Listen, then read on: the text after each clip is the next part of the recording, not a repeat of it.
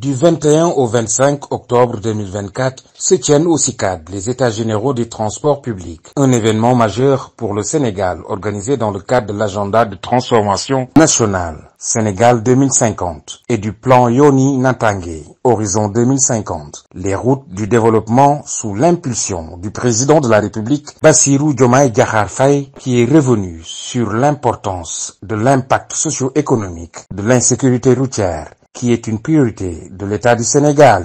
Au Sénégal, la mobilité des personnes en toute sécurité et en toute sûreté demeure un défi permanent.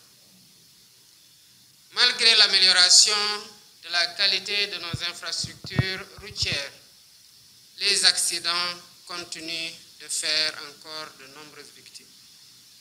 De plus, les embouteillages chroniques, particulièrement à Dakar, occasionnent des pertes de temps considérables malgré les efforts déployés dans la construction de routes, de ponts et la réalisation de projets de transport urbain de masse.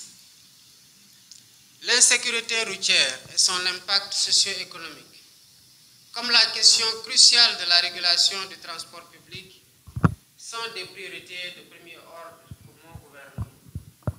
Les présentes assises, par leur caractère exceptionnel et inclusif, offrent une opportunité unique d'établir un état des lieux rigoureux et de réfléchir aux solutions durables pour remédier aux problèmes endémiques du secteur.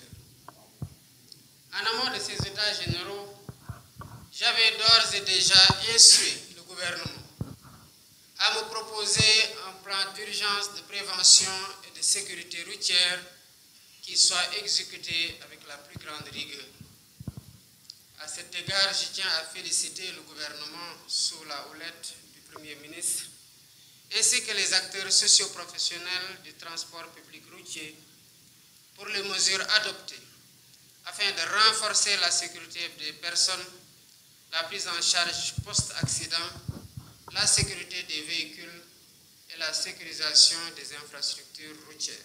Une occasion saisie par les acteurs du secteur des transports, syndicats, chauffeurs, mécaniciens, tous réunis. Le mot d'ordre est le même. Ils exigent une réelle implication. Le problème, c'est la responsabilisation et l'implication des acteurs que nous sommes. L'article 6 de la loi d'orientation et d'organisation de transport le dit clairement. C'est le ministère chargé des transports routiers qui met en œuvre la politique définie dans le secteur, en tenant compte notamment de l'implication des acteurs. Ils oublient cette partie-là.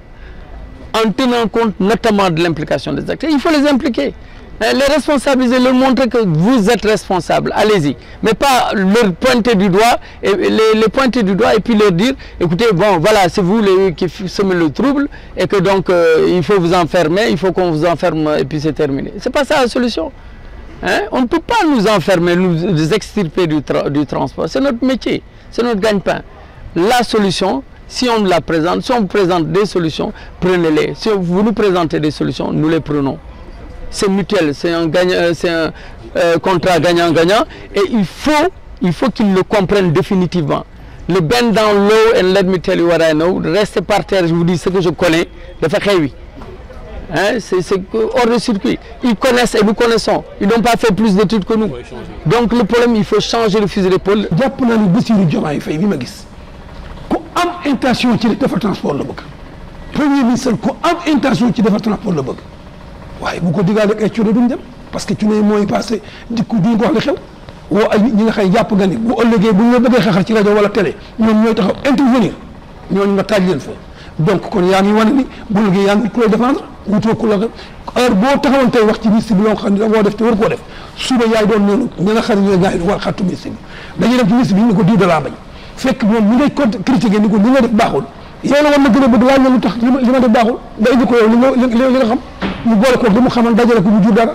Les autoroutes du Sénégal, une société sénégalaise actrice et partie prenante de ces états généraux, pour le directeur général des ADS, Dr Ibrahima Sall, des mesures d'accompagnement s'imposent pour prévenir les accidents de la route. Je m'occupe du réseau autoroutier, donc il y a quand même beaucoup d'accidents qui sont notés sur le réseau autoroutier et je pense que les accidents pour l'essentiel sont dus à des excès de vitesse. Donc là, nous sommes en train de nous concerter avec les acteurs et tout sera mis dans un mémorandum et les dispositions seront prises éventuellement pour essayer de pallier en fait à ces situations qui nuisent à la santé, à l'économie aussi globalement du pays. Relativement aux infrastructures routières et autoroutières, on s'attend à prendre par exemple des décisions qui vont nous aider, nous et les acteurs et les usagers de la route, à nous comprendre. Donc on va définir les axes sur lesquels nous devons aller ensemble pour pouvoir nous comprendre. Par exemple, sur les autoroutes, on a décidé de revoir un peu le décret de police. Les problèmes liés aux sorties sur les autoroutes à péage, parce qu'on a noté beaucoup de bouchons au niveau des voies de sortie et qui sont dus forcément à des congestions sur le reste du réseau, parce qu'il y a des exploitants qui exploitent le réseau autoroutier mais qui n'ont rien à voir avec les gestionnaires du réseau routier. Donc s'il y a des congestions au niveau des sorties d'autoroute sur le réseau routier, ça va impacter le réseau autoroutier et donc le trafic sur le réseau autoroutier. Donc les concertations que nous comptons mener vont aller un peu dans ce sens-là avec les acteurs et avec aussi les gestionnaires du réseau routier pour essayer de trouver un consensus ou bien faire des propositions techniques qui vont nous permettre d'améliorer les voies de sortie des autoroutes. Les états généraux des transports ont été précédés par 2 séminaires préparatoires. Le premier était consacré aux structures de l'État. Il a permis de dresser un diagnostic détaillé des politiques publiques en matière de transport. Le second a réuni les acteurs du transport et les partenaires sociaux. Cette initiative a permis d'initier un dialogue inclusif en but d'établir une feuille de route concertée pour améliorer la sécurité, la résilience, l'efficacité et l'accessibilité des transports publics.